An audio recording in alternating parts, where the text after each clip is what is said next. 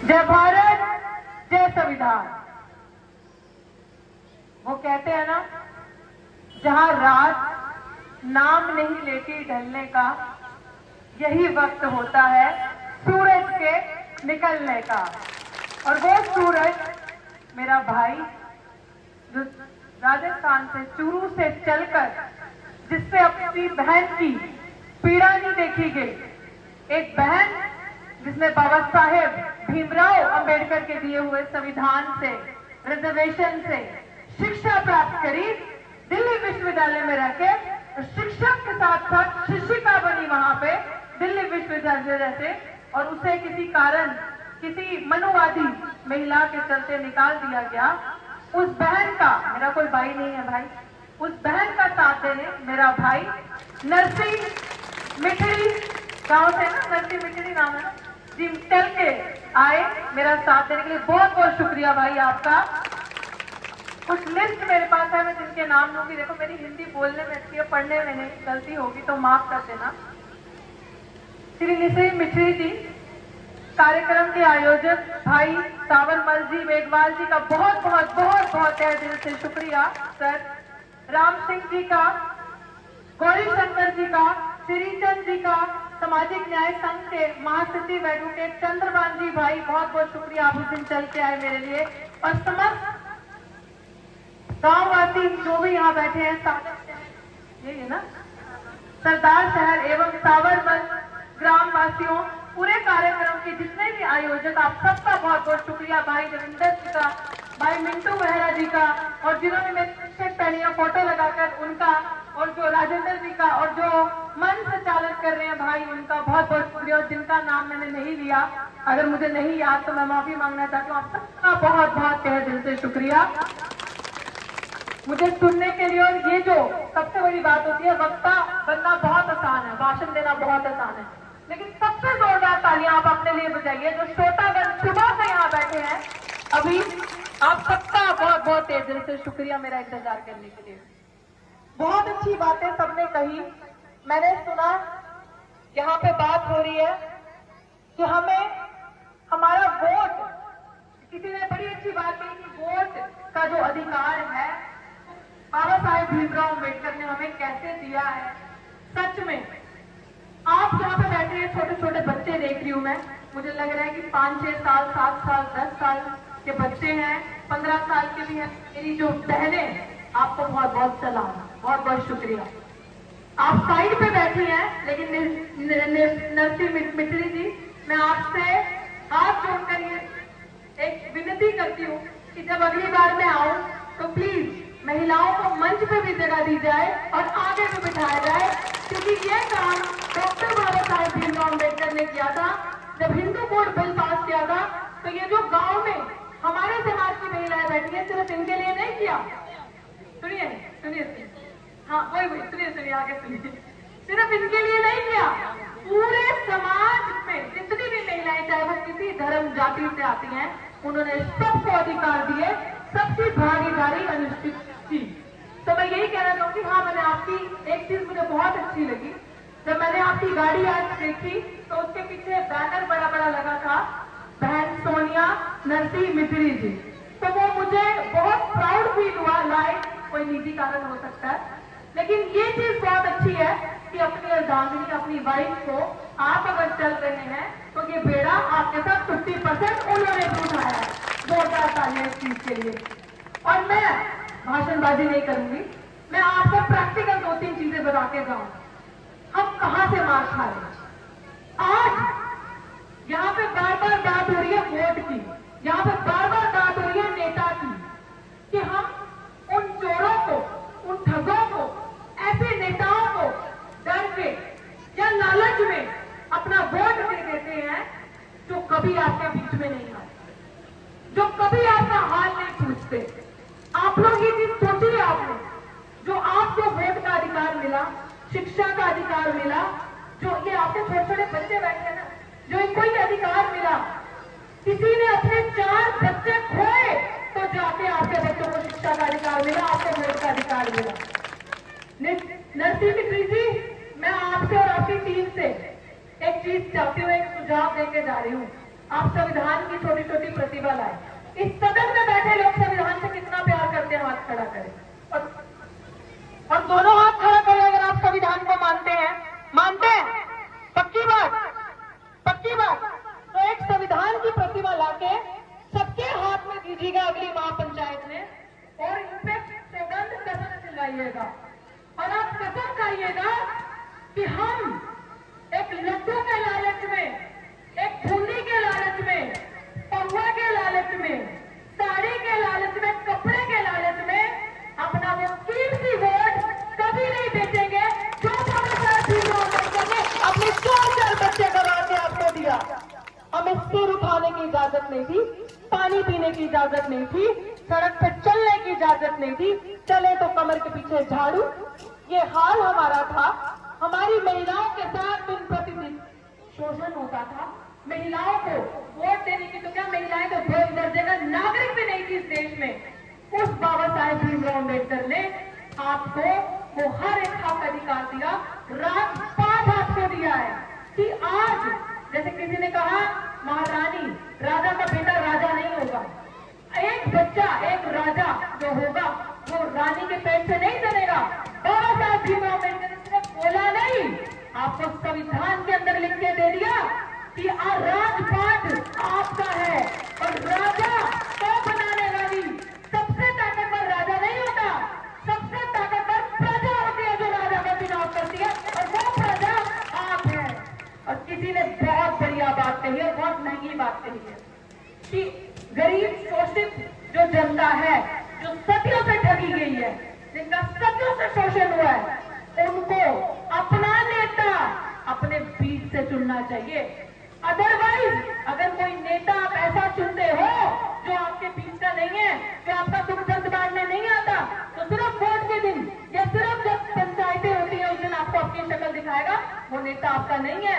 वो वहां जाके मांडवाली करेगा ऊपर, वो आपकी बात नहीं करेगा, वो आपके बच्चों, आपके ये जो बच्चे हैं, जब आप वोट बेचते हैं ना, याद रखिएगा, तब आपके छोटे छोटे बच्चे बैठे हैं, जो बहनें बैठी हैं, आप इनके सपने बेचते हो, आप इनका फ्यूचर बेचते हो, इनकी शिक्षा बेचते हो, इनका भविष्य बेचते हो जब आप वोट बेचते हो। जब आप किसी ऐसे इंसान को वोट देते हैं जो दोबारा आपके बीच में नहीं दिखता, जो बड़ी बड़ी बातें करेगा, मैं सड़क बनवाऊंगा, मैं ये बनवाऊंगा, मैं आपके बच्चों के लिए शिक्षा के संसाधन बनवाऊंगा, आप याद रखो वो सब आपको ठग रहे हैं और आपसे झूठ बोल रहे हैं। क्यों?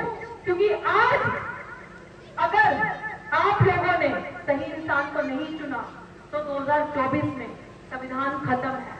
गारंटी लिख लीजिए, आज मैं बोल के जा रही हूं, अगर आपने सही नेतृत्व नहीं किया, सही नेता सही लोगों को चुन के नहीं लाया, तो जैसे आपकी बेटी डॉक्टर रितु दिल्ली विश्वविद्यालय में आज 29वां दिन है मेरे धरने का, मैं धरना लगा के बैठी हूँ।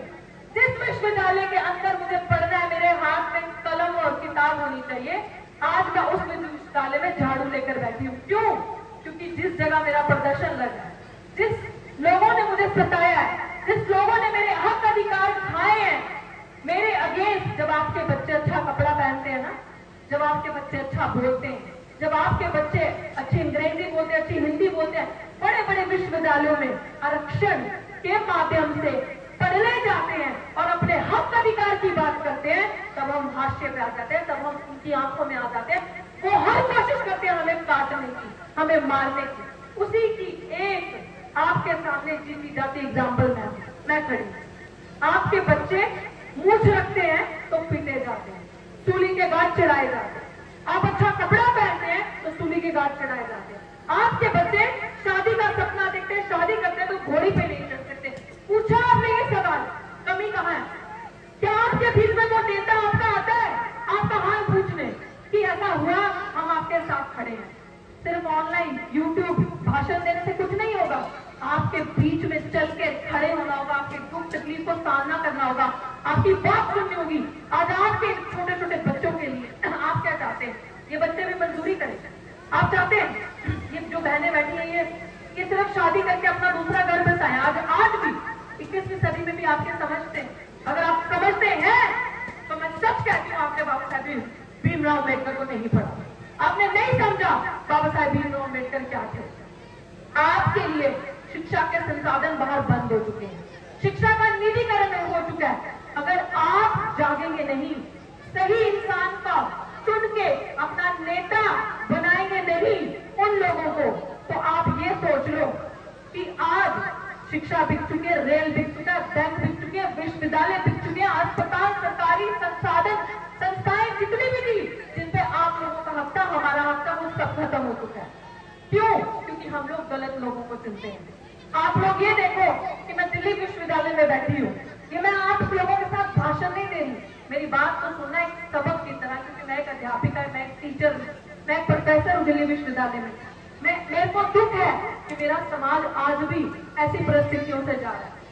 मैं दिल्ली विश्वविद्यालय में बैठी हूँ, बड़े बड़े नेतागण बड़ी बड़ी बातें करते हैं सामाजिक न्याय की, कोई नहीं आएगा हाल पूछने। 29 दिन से कि बहन तुम क्यों बैठी हो, क्या तकलीफ है? लेकिन ये आपका भाई, ये टीम, ये जो 4 चेहरे देख रहे हैं वो पीछे, वहां से लेके ये प्लीज हाथ खड़ा करें, प्लीज हाथ खड़ा करें भाई, ये चेहरे, तालियां बजाओ इनके लिए।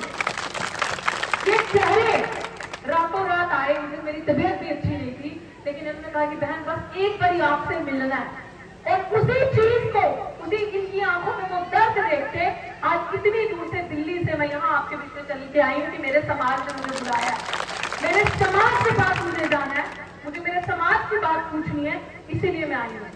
तो लोग वो अच्छे हैं जो एक बारी आपका वोट ले जाएंगे, उनके बच्चे पढ़े विदेश में, उनके बच्चे जाए अच्छी अच्छी यूनिवर्सिटीज में पढ़े, और वो आपका हाल में पूछने नहीं आएंगे, तो ये कौन सोचेगा? इसके बारे में कौन बात करेगा? आप लोग फिर जाके जाओगे। ये चीज, ये फैसला हमको लेना है। और जो लोग डरते हैं, जो लोग सोचते हैं मेरा क्या जा रहा है, उसकी बेटी है, मेरे साथ क्या हो रहा है, मैं तो नहीं बोलूंगा मारा जाऊंगा। किसी ने बहुत खूब कहा है, हमने कब्रिस्तान में उनकी भी कब्रें देखी हैं जो ये सोचते थे अगर हक की बात करेंगे, सच की बात करेंगे तो मारे जाएंगे, उनकी भी कब्रें देखी है। तो कोई भी यहाँ सदा के लिए तो नहीं आए हो ना, अंत तो मौत है ना। तो जब एक जन्म मिला है उसको सही तरीके से इस्तेमाल करो। जैसे किसी ने भी कहा, बाबा साहेब ने कहा था मुझे मेरे समाज के पढ़े लिखे लोगों ने धोखा दिया है, मैं बड़ी मुश्किल से एक कार्रवाई यहाँ तक खींच के लाया, उस पर एक उपकार करना, इसको अगर आगे ना ले जाओ तो यहाँ से पीछे ना लेके जाना।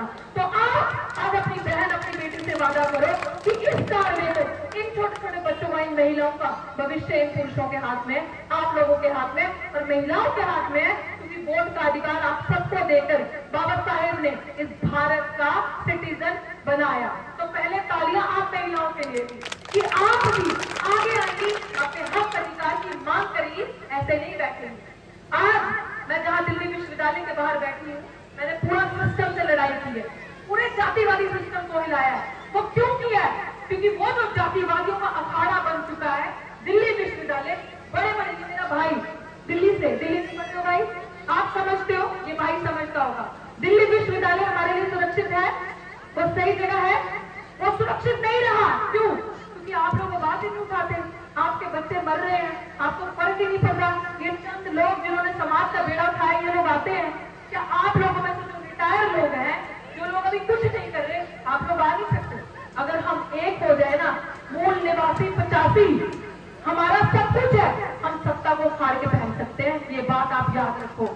138 एमएलए एमपी जो आप सत्ता में बैठे हैं, उनको मैं एमएलए एमपी नहीं कहूंगी, उनको मैं गुलाम कहूंगी। वो आपकी बात नहीं करते, वो हमारी बात नहीं करते, वो दलाल दिन रात संगी बन चुके हैं, आरएसएस की थाली पत्तन चाहते हैं, उनके पैर चाहते हैं, और आए दिन आपके बच्चों के सपनों के साथ खेलते हैं, आए दिन आपके बच्चों के फ्यूचर के साथ खेलते हैं। तो मैं यही कहूंगी कि मेरी लड़ाई में भी आप लोग शामिल हो। मैं आप सबसे हाथ जोड़ के आज चूरू राजस्थान में आपका समर्थन मांगने आई हूँ कि आप जो भी, जिसके पास भी वक्त है, क्योंकि पहली किसी ने यहाँ से ये भी कहा कि नीले झंडा, सच बता रही हूँ आपको, नीले झंडे में बहुत ताकत है। एक बार हाथ में प्राउडली पकड़ के तो देखो, उस झंडे को बाहर निकल के तो देखो लेकर कि कितनी ताकत है।